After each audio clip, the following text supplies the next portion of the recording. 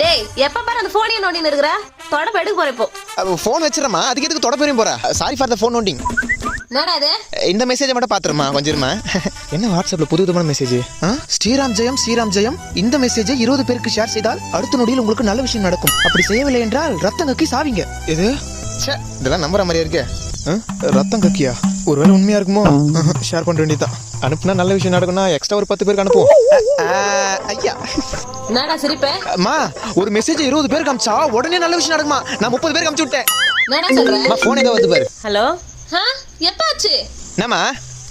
உன் பாட்டி செத்து போயிட்டாங்கடா மா இதுக்கு எந்த சம்மந்தம் இல்லம்மா சும்மா இதுக்கு எந்த சம்மந்தம் இல்ல டேய் ஐ சொன்ன மாதிரி நல்ல விஷயம் நடந்துச்சு